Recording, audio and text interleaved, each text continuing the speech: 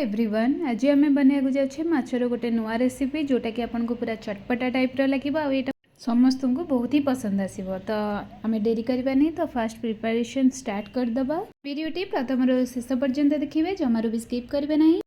आमर किसी भी मार्केट पाउडर माने मसला पाउडर किसी भी ऐड करनी मुझे।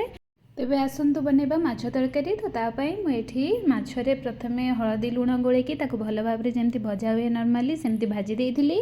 तो ताकू गोटे साइड रे रखी प्लेट रे एबे गोटे कड़ाई नहीं जिबा। कड़ाई रे सोरिष तेल ऐड करि नबा। तो 2 ରୁ 3 टेबल स्पून सोरिष तेल आपण नहीं जिबे।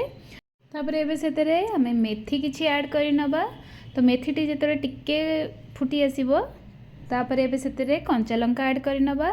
तापरे सेतरे भृसंग पत्र किछि ऐड करि नबा। तो भृसंग पत्रटी भाजी हो गला परे एबे सेतरे पियाज ऐड करि नबा। तो पियाज को भल भाव में टिके भाजी नबा, जेमति कि पूरा पोड़ानी, पूरा रेड करबा दरकार नहीं, जेमति कि टिके रेडनेस आसीगले पियाज से पर्यंत आमे ताको भाजीबा। माछ तरकारी रे पियाजर माप रसुण माप ठारू टिके बेसी ऐड करिवे। तो देखंतु पियाजटी नाली टिके हो गला परे सेतरे हळदी गुंड, आवश्यक अनुजाई लंका गुंड, आपन सेठी कश्मीरी रेड मिर्ची नहीं पारती। तो नहीं ताकू भल भाव में टिके भाजी नबा। तो भाजी सारा पर मसला पेस्ट ऐड करवा। यही मसलाटी रे मु रसुण अदा जीरा धनिया ऐड करिछि। तो ताकू भल भाव में ग्राइंड करके एबे सेतरे आमे ऐड कर देइछे। तो ताकू भल भाव में टिके एबे कसी नबा। जेतरे मसलाटी पूरा तार कंचा अंश जे पर्यंत जाइनी से पर्यंत आमे ताकू टिके कसी नबा। तापरे एबे सेतरे आवश्यक अनुजाई लुण ऐड करवा। तो यहाँ आपन स्वाद अनुसार नेबे, आपन को जेतिकी लुण पसंद। तो तापरे एबे ताकू टिके नाको आमे कसी नबा। तो कसी सारा परे एबे सेथरे गोटे टमाटर पेस्ट को ऐड कर नबा, जोटा कि टमाटो प्यूरी कहते, फ्रेश टमाटो प्यूरी को ऐड करवा। ताकू एबे भल भाव में आमे गोलेकी ताकू पूरा कसीबा पर्यंत आमे ताकू कुक करवा। तो ये आमे गैस रो फ्लेम मीडियम रखिबा, पूरा हाई रखिबा नहीं, नहले मसलाटी कसी न होइकी सेटा पोड़ी जीवो, तळु लागी जीवो। तो सेत पे आमे ताकू लो रु मीडियम फ्लेम रे आमे ताकू कुक करवा। तो वीडियोटी आपण पूरा लास्ट पर्यंत देखंतु, स्किप करदेले जानि परिबेनी मो कोठी कोटा पकोची। आउ जमारू भी स्किप करंतुनी। आउ एटा निश्चित भाव में आपण ट्राए करंतु। ए रेसिपी बहुत ही टेस्टी लगी थे। आउ एटा पूरा यूनिक रेसिपी, आपण जदि घरे बनइबे तो आपणक घरे समस्त को भल लागिबो। कारण सब बड़े गोटे गोटे प्रकार करिकी तरकारी कले आमको टे बोर लगी थाए। तो यहाँ निश्चित ट्राए करंतु। देखंतु आमे से मसला को ए भल भाव में कसी नबा। तो जेतिकी मसला एथरे आमर सोरिष बटा पड़ेनी, तो आमे जेतिकी चाहिबा आमे ताकू कसी पारिबा। तो एथरे आमे बिल्कुल भी किछि मार्केट रे मिलुथबा मसला कि तेल ऐड करना। एबे सेथरे आमे तेंतुली को बतुरेकी जो पानीटा तार बाहरिबो, से जो जूसटा सेटा एबे ऐड कर नबा। तो आपण तेंतुली वाटर को ऐड कला परे तार देखिबे केते बढ़िया से वासना होबो। जदि आपण चाहिबे ताहले एठी टिके जस्ट माने गोटे पिंच रु 2 पिंच चीनी मध्य ऐड करि परिबे तार बेटर टेस्ट पाई। किंतु मु एठी स्किप करूची, मते चीनी एठी ऐड करिवार नाही, मते टिके टिके टिके खट्टा खट्टा पसंद। तो सेपे मु एठी ऐड करनी। एबे सेतरे कसूरी मेथी ऐड करि नबा।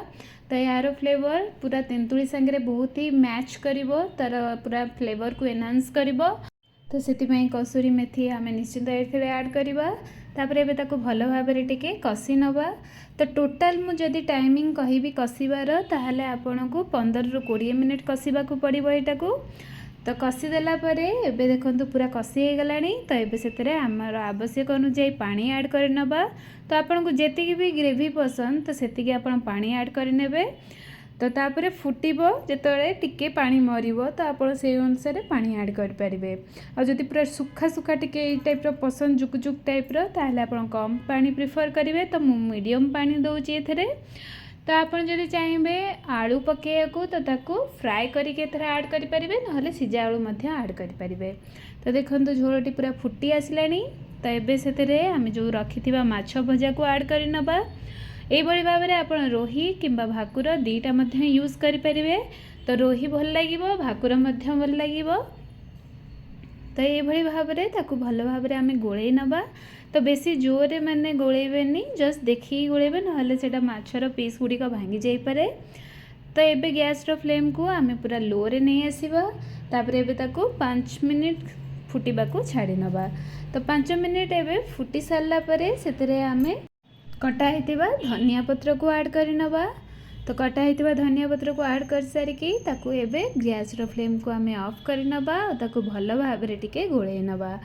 एटा खाइबा को बहुत ही टेस्ट लगे। याकू आपण रुटी रे मध्य खाई परिबे, भात रे मध्य खाई परिबे। तो आपण याकू एबे गरम गरम सर्व करंतु आ मते कमेंट बॉक्स रे निश्चित जणांतु जे आपनको ये रेसिपीटी केमती लगिला। आ नुआ नुआ रेसिपी देखिबा पई मो चैनल को निश्चित सब्सक्राइब करंतु। आउ जहाँ को ये माछर रेसिपी बहुत ही पसंद लगे आपको लगुच तो ताकू निश्चिंत ये वीडियोटी मोर शेयर करंतु। देखंतु पूरा तरकारी एबे हो जाइए, पूरा बहुत ही सुंदर भाव में तरकारी आमर रेडी होकर तैयारी हो जाइए। पुणी देखा नेक्स्ट वीडियो रे आज एतिकी।